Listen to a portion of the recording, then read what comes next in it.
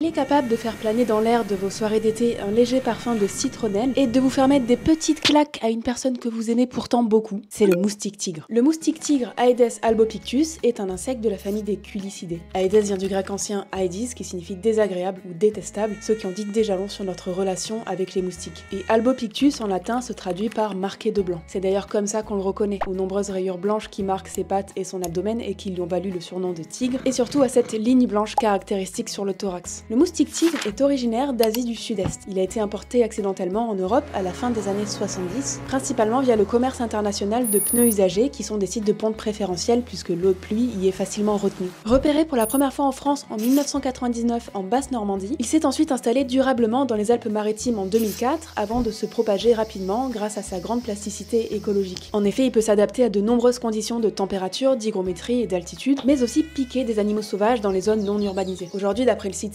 santegouv.fr, 78 des 96 départements métropolitains sont colonisés par le moustique tigre. Si vous regardez cette vidéo depuis la Creuse, ne le prenez pas personnellement, je suis sûre que le moustique tigre vous aime aussi. L'aliment principal des moustiques est le nectar qu'ils récupèrent dans les fleurs, mais alors que le mâle ne fait que butiner et se reproduire, la femelle a en plus la périlleuse mission de récupérer un peu de sang. Et nous sommes pour ça sa cible préférée. Ces prélèvements sanguins non consentis sont obligatoires pour fournir à ses œufs les protéines nécessaires à leur développement. C'est en général en début ou en fin de journée qu'elle se met à la tâche, son vol est plutôt silencieux et sa salive anesthésiante pour augmenter ses chances de survie. Le problème, c'est qu'en plus de nous laisser des boutons, les moustiques tigres peuvent être porteurs de certains arbovirus comme la dengue, le chikungunya ou le Zika. Ils se contaminent en piquant une personne infectée. Le virus ne tue pas le moustique, mais il va pouvoir se multiplier à l'intérieur de lui et rejoindre quelques jours plus tard ses glandes salivaires, ce qui rendra sa salive potentiellement infectante lors d'une prochaine piqûre. Les personnes nouvellement infectées pourront à leur tour transmettre ce virus à d'autres moustiques qui récolteront leur sang. À ce jour, il n'y a pas de circulation active de ces arbovirus en métropole, mais une personne infectée à l'étranger peut transmettre le virus à son retour si elle se fait piquer par un moustique tigre. Si vous avez l'impression d'être un aimant à moustiques, la science vous donne raison. Les moustiques ne sont pas attirés par la lumière, mais par le CO2 que nous expirons, des signaux visuels, notre température et notre odeur corporelle. Ces odeurs varient d'une personne à l'autre et certains ont un parfum irrésistible. Le vol du moustique tigre est limité à quelques centaines de mètres, ce qui veut dire deux choses. Un, que l'agrandissement de leur aire de répartition se fait passivement par nos activités, et deux, que les moustiques tigres qui vous piquent sont nés tout près de chez vous. 1 centimètre d'eau au fond d'un arrosoir chez vos voisins suffit à permettre le développement des moustiques et à vous faire acheter des tortillons. Les femelles vivent environ un mois, au cours duquel elles pondront plusieurs centaines d'œufs. Il faut seulement quelques jours si les conditions sont favorables pour passer de l'œuf au moustique. Si elles ne le sont pas, les œufs ne meurent pas pour autant. Ils peuvent survivre plusieurs mois à la dessiccation et même passer l'hiver si les températures descendent pas trop bas. Vous m'avez vu ici défendre tout un tas de petites bêtes incomprises. Par respect pour les victimes de maladies vectorielles, je ne me ferai pas l'avocate du moustique. Cependant, réprouver les moustiques n'empêche pas de les comprendre. En fait, c'est précisément notre méconnaissance et notre témérité qui a conduit à l'introduction accidentelle du moustique tigre et à son expansion. En nous appropriant et en remodelant sans cesse le milieu naturel, nous oublions que nous en faisons partie et que nous ne sommes pas au-dessus de ces lois. Avoir conquis le globe ne nous confère pas d'immunité aux maladies et ne nous rend pas intouchables par les autres animaux. Au contraire, plus on s'étend, plus on s'expose. Si on s'en tient au fait, le moustique tigre est un animal qui peut parfois transmettre des maladies à l'humain. Et l'humain est un animal qui a les ressources et les capacités matérielles et intellectuelles de s'en prémunir sans causer davantage de dommages à son environnement. Notre utilisation massive et non ciblée des pesticides à large spectre cause des dégâts sur la biodiversité, tout en ayant pour l'instant une efficacité discutable sur l'éradication des moustiques, qui y deviennent déjà résistants alors même que ces arboviroses ne circulent pas encore activement en métropole. Les regards se tournent aujourd'hui vers des méthodes de lutte plus responsables, les mesures de protection simples sont encouragées, comme vider les points d'eau ou porter des vêtements longs. Certains chercheurs estiment que la disparition des moustiques entraînerait celle d'une partie des oiseaux qui s'en nourrissent, et d'autres que leur rôle en tant que proie, pollinisateur et décomposeur n'est pas indispensable. L'entomologiste américain Joseph Conlon nous donne cette piste de réflexion. Les moustiques n'occupent pas une niche inattaquable dans l'environnement. Si demain nous les faisions disparaître, les écosystèmes dans lesquels ils sont actifs auraient un hoquet, puis continueraient leur vie. Quelque chose de meilleur ou de pire prendrait leur place. Bisous!